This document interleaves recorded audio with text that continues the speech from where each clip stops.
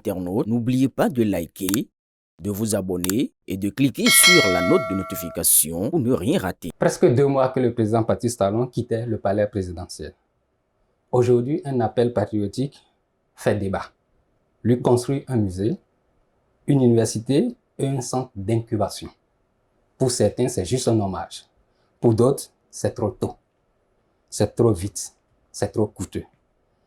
Aujourd'hui, nous recevons sur ce plateau Dr Delors Faton, initiateur de ce projet. Il va nous dire pourquoi, selon lui, il faut graver dans le marbre de la mémoire le président sortant, le président Patrice Talon.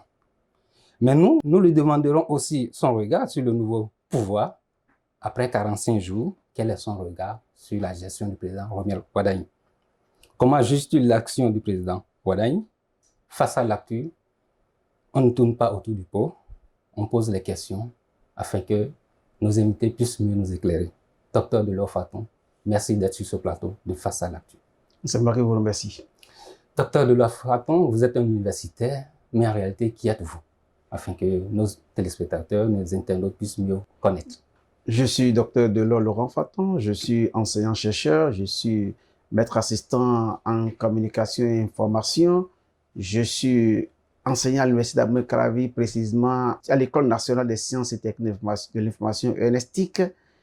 À part cette carrure politique et universitaire, je suis aussi un acteur politique, je suis membre du bloc républicain, je suis un homme qui a quand même un parcours, une expérience à des instances élevées de la politique depuis une dizaine d'années.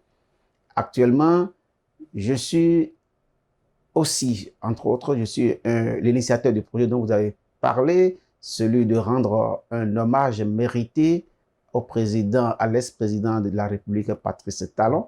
Mais il faut aussi dire que dans ma fonction universitaire, je suis spécialiste en communication politique. J'enseigne la géopolitique de l'information, j'ai fait l'analyse du discours politique, entre autres. C'est ce que je peux dire brièvement sur moi-même. Donc c'est un acteur que nous avons en face qui sait de quoi il parlera, parce que c'est lui qui conseille plus les politiques. Monsieur Delors Faton, c'est quoi ce projet que vous portez aujourd'hui?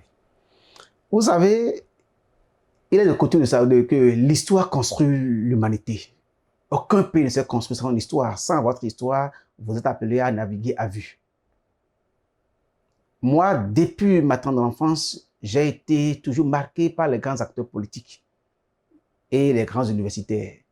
J'avais pour admiration des figures comme Paulin Rontondi, comme Tiekanta Diop, comme Albert Teboedjele. J'ai beaucoup lu sur un certain Mandela, j'ai lu sur Houphouët-Boigny, j'ai lu sur Sékou Touré, Diallo Telly, tous les grands hommes m'ont toujours marqué. Et quand je m'intéresse à eux, je vais lire leur histoire. Et à travers leur histoire, je découvre des pans de l'expérience humaine que je ne connais pas. Mais il se fait remarquer qu'au Bénin, depuis quelques années, je dirais depuis 60, disons depuis le Bénin nouveau, je dirais, parce qu'il a existé des royaumes sur notre territoire, à travers nos royaumes, des hommages mérités ont été rendus à nos rois. Tous les rois ont chacun un palais, et quand ils vont au-delà, on conserve leur palais. Le nouveau roi construit son palais à lui-même. Ça fait que la mémoire de tous les élus disparus reste. Mais depuis 60, dites-moi un seul endroit où vous irez pour rendre hommage à un ancien président de la République du Bénin. Dites-moi, en dehors de leur maison. Le CNHU? En dehors de leur maison, dites-moi où vous irez pour voir leurs photos, les albums de leur vie, pour voir leurs objets qu'ils ont utilisés par le passé, peut-être leurs lits, leurs habits, où vous irez voir des maquettes de leur réalisation, des cadeaux qu'ils ont eus, où vous irez voir des traces de leur histoire. Il n'en existe pas. Si ce n'est pas dans leur maison, et des maisons auxquelles on n'a pas accès. Et même dans leur maison, personne ne sait si ces objets ou bien si leurs mémoires sont conservées comme ça se doit. Alors que partout dans le monde entier, pour vivre l'expérience d'un homme, il faut retourner sur là où il a vécu, il faut aller voir les traces de son histoire.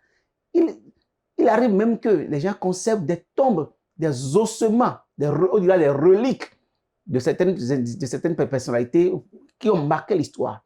Mais chez nous, en dehors de nos rois, dont la mémoire est conservée dans leurs palais, qui sont pour la plupart gardés, vous allez voir même les endroits où les palais n'ont pas été sérieusement conservés. On vous parlera qu'il y a une couronne d'un ancien roi, il y a une récade d'un ancien roi, mais aujourd'hui, il n'y a plus rien de personne. Alors que nous voulons construire une nation, et une nation ne se construit pas dans le hasard, ou ne se construit pas dans la précipitation, ou bien dans l'effacement de la mémoire. Mais depuis 60 et précisément depuis 90, on s'est érigé en effaceur systématique de la mémoire de nos illustres personnages. Comment ça? Est-ce que ce n'est pas pour éviter le culte de la personnalité? Mais la personne ne vit plus. Et personne ne construit. Aujourd'hui, tout le monde retourne en Égypte antique. Parce qu'on veut aller creuser les sépultures des anciens pharaons. Parce que en ce temps, les gens ont pris le soin de conserver la mémoire de ces pharaons. Quand un pharaon meurt, on construit pour lui toute une sépulture et on garde tout ce qu'il a pour que la mémoire puisse se perpétuer. Mais chez nous, on a commencé par effacer. Et quand quelqu'un part du pouvoir, ou bien avant qu'il ne parte du pouvoir, tout le peuple s'organise pour le dénigrer, le critiquer, le détruire, tant physiquement que son image et tout. Et quand il est au pouvoir, on le range. On se prend le soin de le combattre et d'effacer sa mémoire. Ce n'est pas une date récente. Je ne vais pas rappeler l'histoire de ce pays, mais il y a eu quand même dans l'histoire des gens dont on a essayé d'effacer la mémoire. Mais paradoxe, leurs figures reviennent toujours à la face. Alors moi, depuis quelques années, en dehors de toute considération politique, j'avais deux projets qui me tiennent à cœur. Le premier, c'est la construction d'un panthéon au Bénin. Mais on n'a pas de panthéon. On n'a nulle part où repose l'esprit et les âmes de nos grandes personnalités dans cette république. Où est-ce que vous pouvez aller se recueillir pour vivre, pour communier avec l'esprit de nos grands hommes dans ce pays? Nulle part. Mais allez en France. Ils ont un panthéon où en dehors des hommes d'État, on y amène les reliques et même les sépultures de certaines grandes figures qui ont marqué l'histoire sur le plan politique, scientifique, artistique et culturel. Mais au Bénin, on n'en a pas. Nulle part où, comme dans nos palais hier, quand le royaume est en difficulté, le roi rentre dans le temple des anciens pour communier avec eux, pour aller s'imprégner de leur spiritualité, de leur puissance, pour remettre la nation, le royaume sur le tapis. Je pense qu'il est temps qu'on puisse construire un panthéon pour ce pays.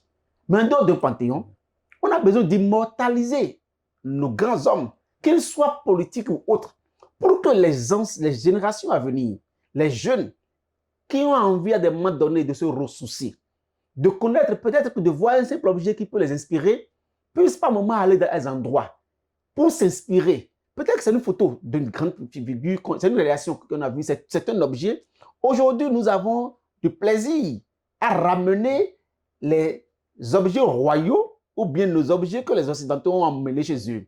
Si quelqu'un n'a pas conservé la mémoire de ces individus, de ces personnages, on ne serait pas là aujourd'hui à crier qu'il faut aller préserver. Mais moi, je pense qu'il en est de même pour nos grands hommes. Qu'est-ce qui dit que quand les présidents viennent au palais, ils ne veulent pas avec des objets sacrés, avec des objets qui leur sont chers, et quand le pouvoir, on ne les rentre pas, et la rouille ou la destruction s'en occupe, et plus personne n'a rien. Mais moi, je pense qu'il est temps qu'on commence par nous donner beaucoup plus de la valeur et de la valeur à notre histoire, à notre mémoire. C'est pour ça que j'ai dit, en dehors de Patrice Talon, il serait préférable que si les anciens présidents ont encore des choses qu'il faut conserver, qu'on trouve le moyen de construire pour eux un endroit où tout individu pourrait partir pour vivre leur histoire avec eux à travers les objets qu'ils auraient utilisés, à travers des cadeaux qu'on leur aurait donnés, à travers des images d'eux-mêmes, à travers des œuvres qu'on aurait écrites sur eux. Parce qu'aujourd'hui, peut-être, des gens écrivent beaucoup sur des présidents, personne ne sait là où ces œuvres se trouvent. C'est un endroit où, quand vous allez là-bas, tous ceux qui ont écrit savent qu'ils vont déposer des copies. Et n'importe qui a besoin de connaître des points, qu'ils soient des points positifs ou négatifs, d'un acteur politique, intellectuel ou culturelle qui a marqué l'histoire, on peut aller. Et c'est aussi un autre moyen de diversification touristique et culturelle. Parce que quand on aura construit peut-être pour 4 présidents de la République, dans leur village ou dans des endroits qui sont proches de leur lieu d'existence, ce sont des espaces de touristes.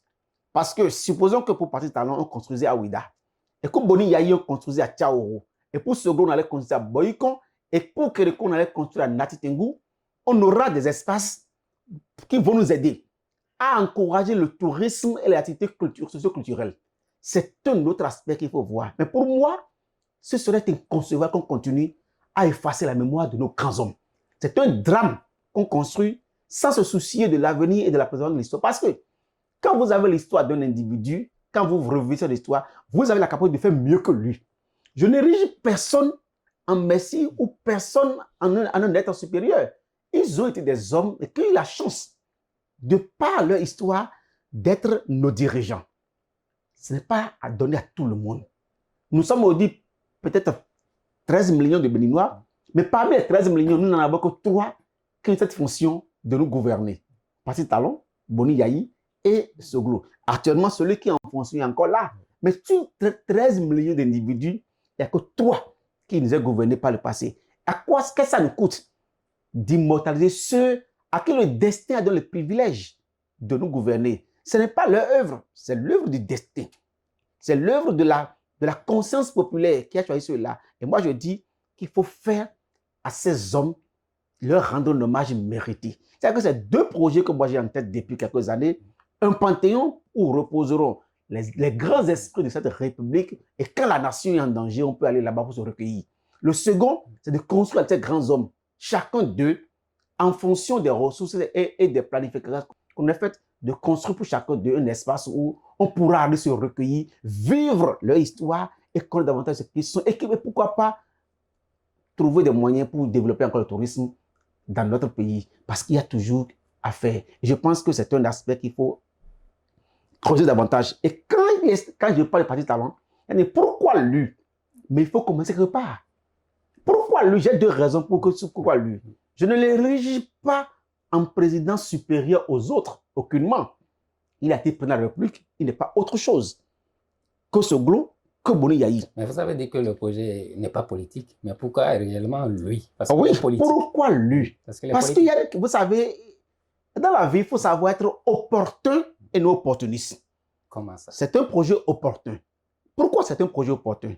Parce que dans le fait de quitter le pouvoir, il y a sa mémoire encore dans la tête des gens. Les gens ont encore à cœur ce qu'il a fait. Ceux qui ont trouvé à travers sa gouvernance des actions positives ont encore l'élan de lui rendre un hommage. Alors si on commence par lui, on a la possibilité d'avoir une oreille attentive d'une large partie de la population béninoise. Mais au-delà de tout ça, celui qui est là aujourd'hui comme président de la République est un filleul de Patrice Talon, qu'on le veuille ou pas. On pourra aussi avoir un écho favorable à travers lui. Et si on commence à travers le premier qu'on réussit, le déclic se fera. Parce que quand on a réussi pour un, on comprendra qu'il faut faire pour l'autre. Et qu'un élan patriotique va se lever pour dire, si on a fait pour lui, pourquoi pas pour les autres? Et de cette initiative qui s'intéresse à une mémoire qui est encore vive, on pourra retourner aux autres pour le faire. Mais si on ne saisit pas l'opportunité, c'est que 2 ans, 3 ans, c'est encore trop tard. Et dans 5 ans, on dira pourquoi remettre voilà, dans 7 ans, pourquoi remettre. On sera tout en train de dire pourquoi. Et de pourquoi en pourquoi, on ne fera jamais rien et absolument rien. C'est-à-dire que je pense que c'est la première raison pour laquelle j'ai voulu saisir cette opportunité, parce que sa mémoire est encore là.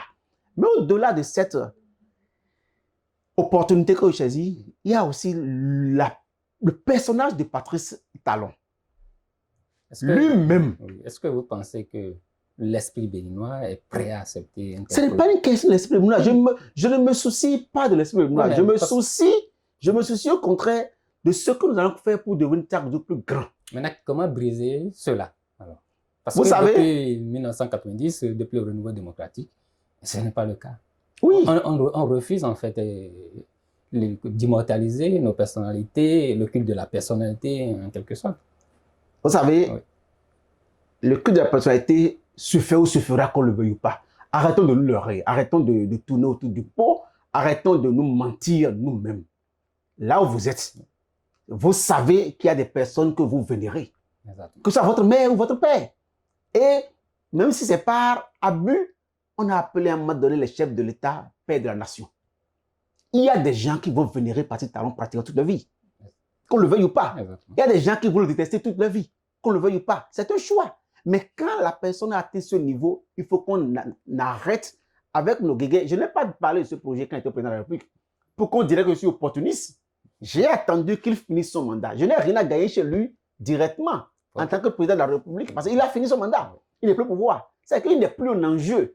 Ce n'est plus lui qui est la cause de nos maux ou bien la source de nos bonheurs. Désormais, le Bénin est géré par notre individu, pas Romain de Ouadaï. C'est que le destin du Bénin n'est plus dans la main de Patrice Talon. Il est déjà hors jeu.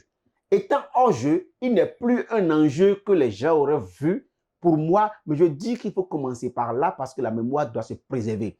Et comme le dit-on à Abomey, c'est l'histoire qui construit Dahomey. C'est notre histoire qui construira le Bénin. On ne peut pas se dépasser de l'histoire. Parce que d'aucuns auraient voulu que Patrice Talon, on l'efface de la mémoire. D'aucuns auraient voulu qu'on le célèbre. Je dis, je ne suis ni pour l'un ni pour l'autre. Mon intention en tant qu'universitaire, pour que demain même la recherche se fasse et que les gens puissent travailler, il faut que les gens aient de la matière. Il faut donner de la matière aux gens pour faire la recherche de demain. Et à travers ce projet, ce n'est pas que l'aspect du chef de l'État. Vous savez, Patrice Talon, il a dit quelque chose. Il dit qu'il a le flair de l'argent. Oui. C'est un opérateur économique au pair. Il sait comment trouver l'argent là où l'argent. Et il sait mettre les moyens qu'il faut pour trouver l'argent. J'ai dit, cette ingéniosité dont il a fait montre est une valeur qu'il faut perpétuer. Aujourd'hui, nous pleurons sous notre sort parce que l'Occident nous a dominés, l'Occident nous a spoliés, mais l'Occident était venu avec des hommes d'affaires pointus qui étaient habiles et subtils. Mais nous avons aussi un homme d'affaires qui a une capacité extraordinaire. Je pense que cette tradition qu'il a, pourquoi pas la perpétuer à travers des formations. Et c'est pour ça que j'ai parlé d'université. On enseigne l'économie. Mais l'économie basée sur un modèle, parce que toute l'économie qu'on enseigne aujourd'hui en Afrique et partout, c'est des économies basées sur des modèles occidentaux. Mais nous avons des économistes qui ont développé des modèles qu'il faut théoriser et enseigner. Ces modèles répondent à notre contexte. Le modèle de Patrice Talon pour l'université. Je ne suis pas le théoricien de l'économie, mais je sais qu'il a laissé une trace. Et les enseignants, chercheurs comme moi, d'autres qui sont dans le domaine, pourront nous théoriser ce modèle économique et l'enseigner. Parce que ce modèle répond à notre contexte béninois. Il est resté au Bénin. Il s'est enrichi au Bénin. Il est devenu puissant au Bénin. Et non seulement puissant, il a su allier l'économie et la politique pour à un moment donné dominer l'espace politique béninois. Et vous pensez que ce n'est pas un modèle qu'il faut enseigner? Il faut enseigner et sortir les aspects positifs et décrire les aspects négatifs pour en faire un socle de développement de ce pays. Parce qu'à un moment donné, un individu a su réussir à se faire une grosse fortune et à maîtriser tout l'espace politique et à dominer cet espace politique. C'est-à-dire qu'en dehors de sa personnalité, il y a quelque chose, une expertise, des valeurs qu'il faut cristalliser et enseigner pour que ces valeurs ne se perdent pas. L'une des graves erreurs que nous faisons en Afrique, c'est que nous détruisons et les individus et ce qu'ils ont de bon ou de négatif. Que vous vous souvenez, c'est ce qu'on a fait à Batiu Kérékou en 90. Personne n'a dit, mais comment a-t-il fait pour garder ce pays durant 17 ans? Au moment où tous les grands acteurs politiques, que ce soit Maga, Akpeti, Aromanegbe, Stéphane Soboulou et consorts, ont été incapables de garder le pays durant 5 ans. Lui, il a gardé durant 17 ans. Pourquoi ne sommes-nous pas allés à l'école, ne pas allés à l'école de Mathieu Kérékou pour que cette expérience de leadership, de gouvernance politique au sommet de l'État soit préservée, pour qu'on l'enseigne dans nos universités et qu'on extrait ce qui a été mauvais pour qu'on garde le reste. Aujourd'hui, tout le monde voudrait revenir à l'école nouvelle. Aujourd'hui, tout le monde décrit qu'il n'y a pas le patriotisme. D'ailleurs, dans le gouvernement de l'actuel président de la République, il y a quelque chose qu'on appelle engagement citoyen. Mais c'est de Kérékou, ça. Mais c'est Kérékou qui l'a enseigné. Et à chaque samedi, on allait faire les travaux citoyens et civiques dans le pays. Tout ça là est parti et personne ne s'en est soucié. Alors qu'on devrait normalement préserver ses acquis et les enseigner. Aujourd'hui, on voudrait nous enseigner l'engagement citoyen ou civique et consort, mais c'est de Kérékou pur. On aurait dû cristalliser depuis, l'enseigner depuis qu'on ne serait pas en train de tourner en rond. Plus de 30 ans plus tard, on voudrait revenir en arrière. On décrit l'école qui n'est pas performante, qui forme des gens qui ne sont pas compétents, qui ne sont pas employables. Mais allez lire l'école nouvelle. L'école nouvelle formait des gens qui étaient opérationnels sur le terrain. On aurait dû théoriser la gouvernance de Kérékou, qu'on ne serait pas là. C'est que moi, le second aspect, c'est qu'on ne commence pas à théoriser des expériences, des expertises qui sont tropicalisées. Monsieur Faton, est-ce qu'à ce niveau-là, il n'y a pas une certaine critique au niveau de vous, universitaires, quand vous faites les recherches, vous ne les vulgarisez pas, vous ne les mettez pas accessibles aux populations. Et on tombe chaque fois dans ce même travers. Chacun dans son couloir. Le rôle de l'universitaire est de faire la recherche. Vous êtes universitaire et politique et, oui. Et acteur politique. C'est pas pour dire que je suis acteur politique. Et je le revendique de surcroît. Et vous formez aussi la politique. C'est pas pour rien que je le fais. Je le fais à dessein. Parce qu'il y a un problème. Les universitaires auront beau faire la recherche, elle ne servirait à rien si la gouvernance politique ne s'en accapare pas et les oriente. Il y a un paradoxe chez nous. La recherche se fait en opposition à la gouvernance. C'est la gouvernance politique qui définit l'orientation de la recherche. Les chercheurs ne font rien dans un pays qui se veut un pays sérieux et se développer. C'est la gouvernance politique qui dit nous voulons aller dans telle direction. Vous, universitaires de tous les domaines, produisez pour nous aider à aller dans telle direction. Nous voulons à l'horizon 2050 avoir un pays industrialisé avec des citoyens bien formés, consciencieux, patriotiques, qui gagnent leur vie bien et se nourrissent bien, ont des habitations décentes. Quand vous le dites, vous dites maintenant à toute l'intelligentsia universitaire de nous aider à y aller. Que ce soit le sociologue, c'est que désormais, sa sociologie doit s'orienter vers cet horizon. Le linguiste ou le communicant, c'est que nous voulons communiquer à ce que le peuple devienne. Et l'ingénieur, dans tous les domaines, c'est que nous voulons bâtir une nation dans cette direction. Et à tout moment, de manière périodique et bien organisée, tous les secteurs s'organisent dans ce sens. Mais on laisse l'université dans son sens, chacun fait la recherche comme il veut. Et quand on finit de faire les recherches, on n'a aucune solution parce que ce n'est pas cadré. Et aujourd'hui, on se désole que l'on allait à l'université. Si vous êtes curieux, allez dans les laboratoires, allez chercher les revues scientifiques pour lire. Vous allez tomber dans l'idée, c'est pas possible que ce pays travaille, mais personne ne se préoccupe parce que la gouvernance politique n'est pas arrimée avec la gouvernance universitaire et intellectuelle. Et le défi est là. On n'a pas besoin d'aller chercher des expertises ailleurs. Nous avons les meilleurs experts. Moi, je dis dans mon domaine, je le revendique partout. Personne dans ce pays ne parlera mieux dans mon domaine que moi. Je sais ce que je fais. Je le dis, et j'ai des collègues qui, dans leur domaine, sont des experts incontournables. Allez faire votre Boston, ou bien allez faire quelle université vous voulez. Venez dans ce pays, on va parler de mon domaine. Et comme moi, nous sommes pleins dans ce pays, mais personne ne nous écoute. Vous savez, quand moi je fais mes articles, je fais mes recherches dans le domaine de la gouvernance politique ou bien comme gouvernance politique, quand je regarde ce que je fais, je me dis, mais pourquoi personne ne nous écoute dans ce pays? On pense que nous ne faisons rien, mais avant que les gens ne posent les actes en communication politique, quand ils posent 1, 2 actes, je dis, on ira à tel horizon. On veut toujours. Il n'est pas encore arrivé que quelqu'un m'ait trompé. Quand on parle de la communication politique, quand vous posez 1, 2 pas, je dis, on va avoir tel résultat. On a tous les résultats. Mais personne ne nous écoute quand on écrit. Est-ce qu'il ne faut pas faire un travail au niveau des chefs de parti? Aujourd'hui, on n'en a pas assez. Donc, ça veut dire que c'est possible d'atteindre. Ce n'est pas le chef de parti, c'est la gouvernance. Quand on dit gouvernance, c'est au sommet de l'État.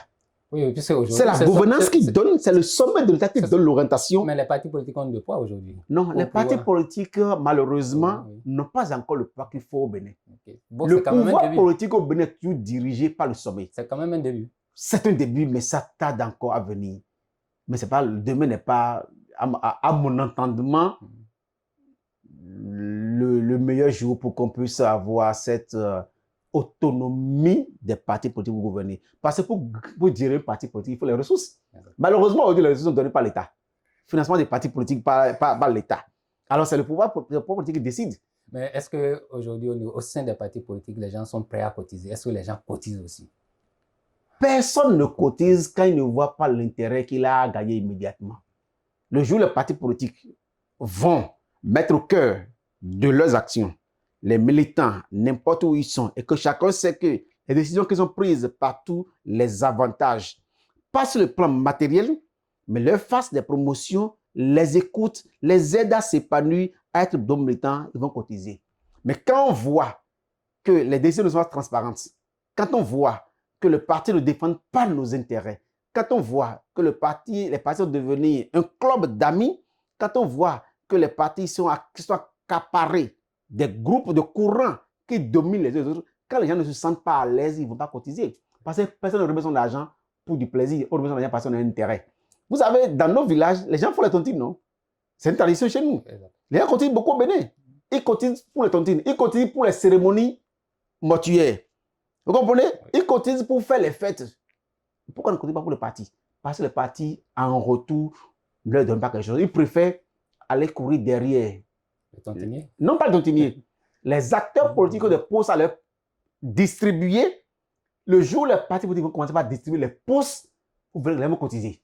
Mais tant que ce sera des acteurs politiques d'un niveau donné qui donnent les postes, vous verrez que les gens vont préférer rester amis aux acteurs politiques que de rester amis aux partis politiques. Le jour où on donnera plus de pouvoir aux partis politiques et les nominations se décideront dans les partis politiques, vous verrez que les gens vont cotiser pour les partis politiques. Monsieur Dilo Fatim, vous réclamez des dons de l'argent de l'État pour ce projet-là. Le Bénin a-t-il les moyens au regard des urgences que nous avons? C'est vrai que le président Wadayi a déjà pris quelques mesures sociales. Est-ce que nous avons ces moyens-là? Non, jamais de l'argent pour faire quelque chose dans ce pays. Il n'y a jamais de l'argent. Voilà. Parce qu'il y a des urgences tous les jours. Oui. À des moments donnés, on prend des priorités. Et comment innover alors Vous savez, pour un tel projet? Moi, je crois fermement que le Béninois est capable de faire des miracles. Je crois fermement que chacun de nous peut faire un effort sur soi. Vous savez, j'ai dit en écrivant mon texte, mon appel, si c'est 1000 francs, si c'est 500 francs, imaginons 500 francs fois 10 000 Béninois. 10 millions de Béninois. 500 francs par 10 millions de Béninois. Vous imaginez ce que ça va reprendre? Vous imaginez? Alors, supposons qu'au-delà de 10 millions de Béninois, j'ai pris que nous avons 5 millions de Béninois qui soient intéressés, qui donnent 500 francs. Mais dans le même temps, les Béninois peuvent donner 1 million. Et les Béninois peuvent donner 10 millions. Vous savez, c'est que moi, mon intention est d'en parler. De mobiliser la masse critique autour de ce projet. Et pour qu'ensemble, j'ai déjà aujourd'hui un groupe assez élargi. Des gens sont intéressés et ont commencé par s'engager pour le faire. Ce n'est pas un projet qui se fera comme à la va-vite, non. C'est un projet qui se pense sérieusement et des plans sont en train d'être mis en place. C'est un projet structuré. Nous ne sommes pas, je suis que le porteur d'un projet, mais derrière ce porte-flambeau que je suis, il y a toute une équipe qui a commencé par travailler. Et nous allons suivre les étapes qu'il faut. Ce n'est pas qu'on n'est pas pressé pour construire le musée demain, non. Ce n'est pas qu'on dit qu'on va construire le musée après-demain, non. On va mettre en place tout ce qu'il faut, l'arsenal autant juridique que technique et technologique qu'il faut, et mobiliser les ressources de manière transparente. De manière transparente. Ce n'est pas que Fatou va dire aux gens de donner 500 francs à 10 000 francs. Non, non, ce n'est pas Fatou qui fera. C'est une équipe qui fera le travail de manière transparente. Et lancer les appels à mobilisation de fonds aussi au moment opportun pour que les gens apportent ce qu'ils ont.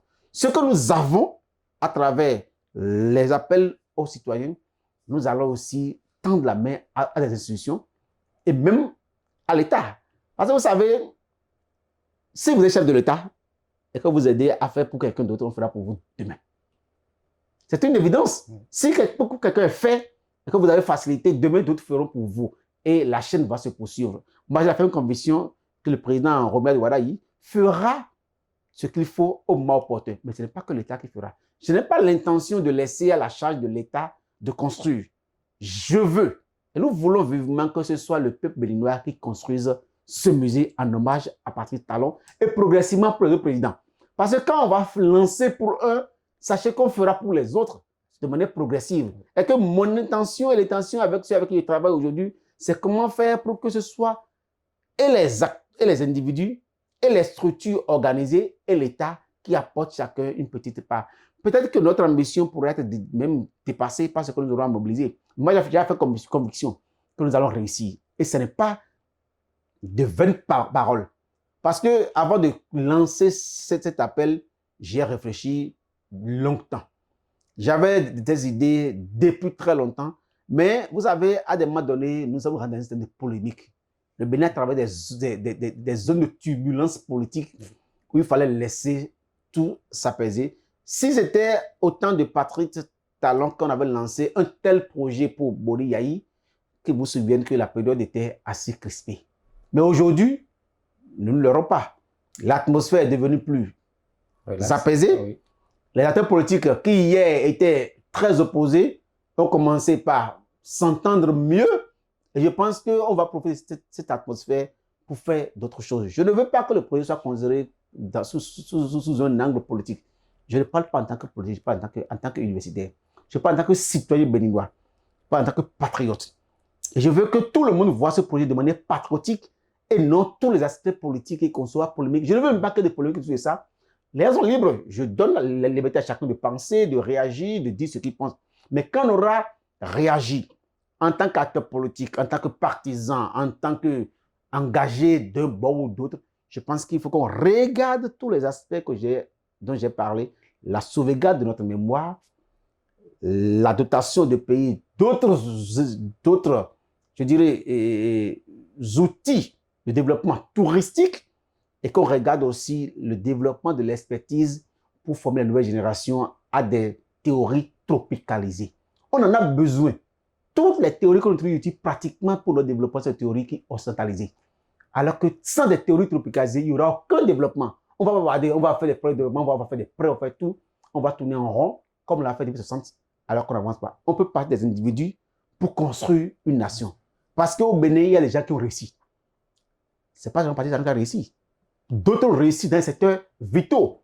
Pourquoi pas se servir de cet espace que j'ai voulu que nous créions, qui est cette université, pour tropicaliser d'autres expertises et les enseigner à une nouvelle génération pour construire ensemble le nouveau Bénin.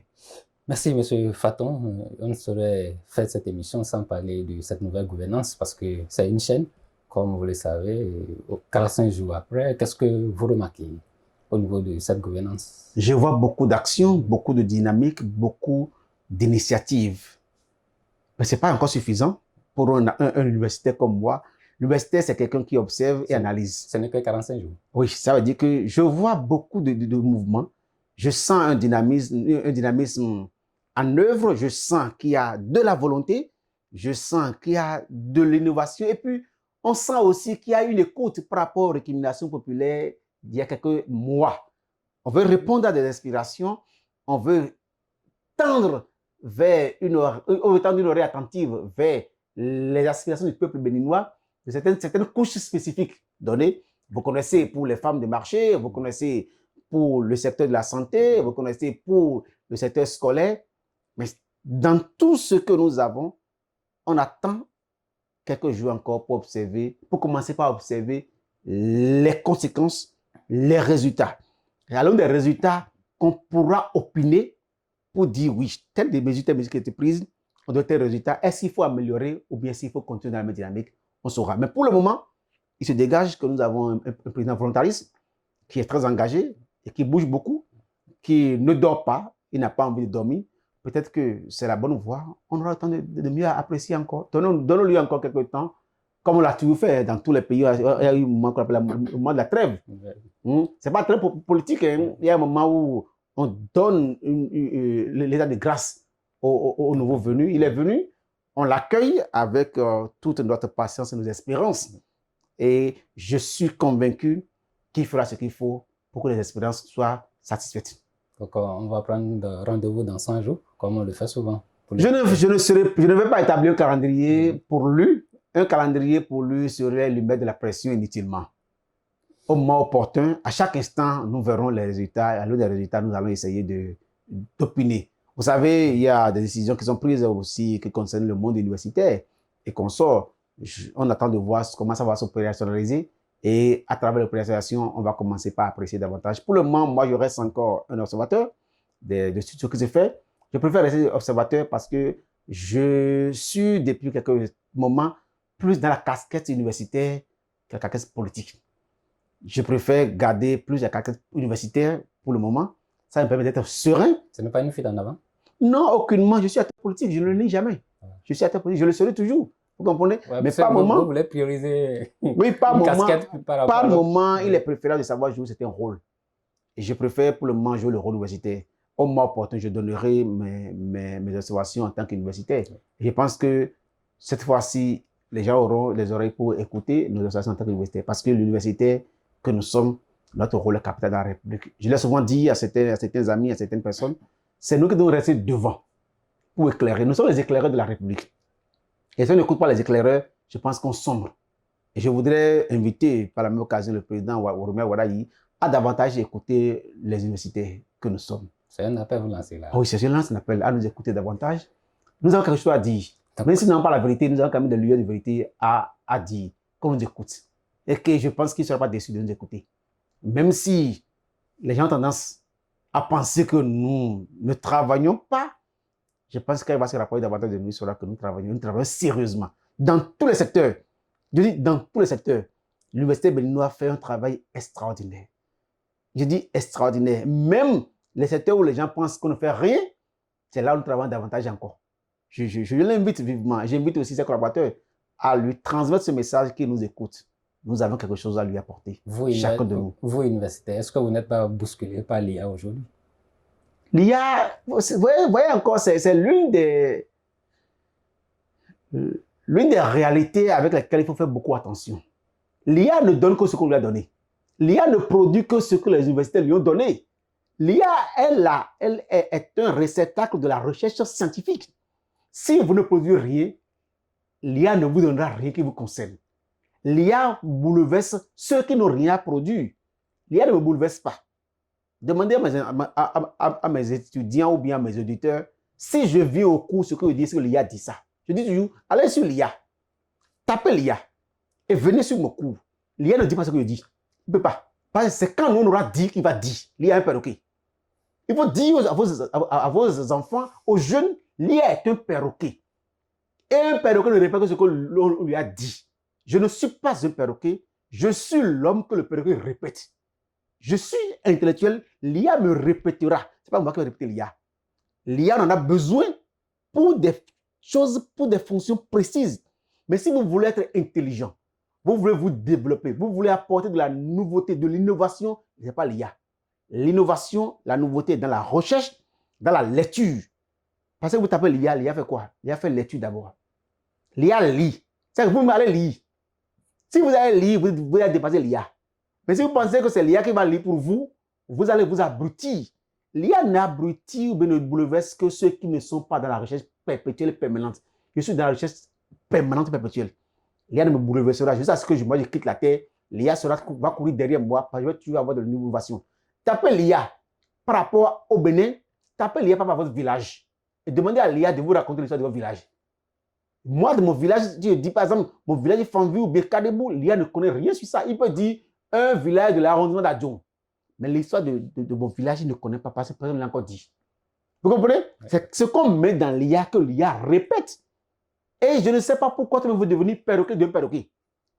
Parce que tout le monde veut devenir, parce que l'IA est un perroquet, et tout le monde veut devenir le perroquet d'un perroquet. Je pense qu'il faut aider nos jeunes à davantage aller vers la lecture, vers l'observation de leur milieu de vie et vers la recherche progressive. Et c'est là où aussi que nous, les universitaires, en demandant à nos apprenants de savoir utiliser l'IA, nous devons leur montrer les limites de l'IA. Parce que si vous ne montrez pas les limites de l'IA, si vous, enseignant, vous allez en amphi, que vous enseignez à l'apprenant ce que l'IA dit là-bas, il verra que vous n'êtes pas utile. Parce que le drame que nous avons, l'IA en réalité demande aux universitaires d'être beaucoup plus percutants et pertinents et d'être des professeurs de la recherche. Quand vous avez la recherche, l'IA est dépassée. Mais si moi, pour faire mon cours, je dois aller sur l'IA, mon apprenant aussi ira sur l'IA. Entre lui et moi, c'est peut-être lui qui est meilleur que moi parce qu'il connaît mieux l'IA que moi. Vous comprenez? Alors je préfère être serein pour dire que l'IA ne me bouleverse pas moi. L'IA ne bouleversera aucun enseignant sérieux et pertinent dans son domaine. Merci Delors Faton.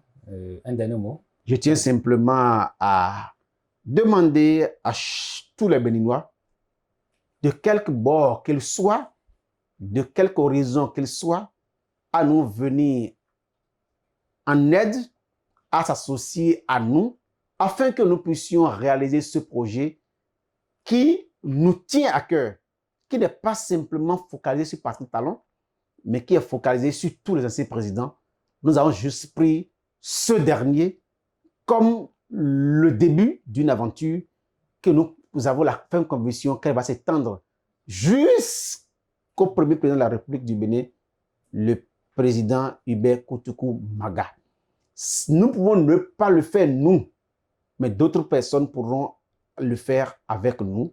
D'autres personnes pourront nous aider à le faire. Je veux seulement que ceux qui écoutent, ceux qui ont lu et suivi cette émission, s'ils sont intéressés, de trouver tout le moyen pour nous joindre, pour s'associer à nous, afin qu'ensemble puissions le faire. Nous avons besoin des expertises de tout le monde.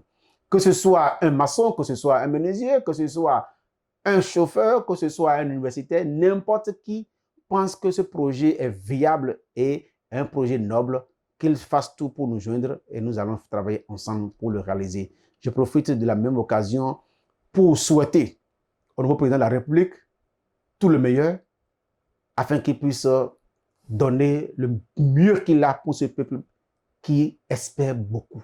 Le Bénin espère sa gouvernance, espère vivre désormais de nouveaux jours. Le développement, ce n'est pas impossible pour le faire. Docteur Faton, merci d'avoir répondu sans esquiver. Au fond, ce débat dépasse Patrice Talon. Il pose une question qui concerne nous tous. Comment un peuple honore-t-il ses dirigeants sans tomber dans l'excès ni dans l'oubli? La mémoire est sacrée, comme vous l'avez dit, mais elle ne doit pas être une vitrine à sens unique. Voilà pourquoi vous avez demandé à ce qu'on aille au-delà de Patrice Talon. Et pendant qu'on parle de musée, le nouveau président Wadagne est à l'œuvre. Le temps nous dira si ces actes mériteront aussi un jour une pierre ou un livre d'histoire. En attendant, c'est à vous, chers internautes, de juger ce que notre invité vient de nous apporter tout au long de ce débat. Face à l'actu, on continue le débat sur les réseaux sociaux et nos différentes plateformes. Merci et bonne suite de journée à vous.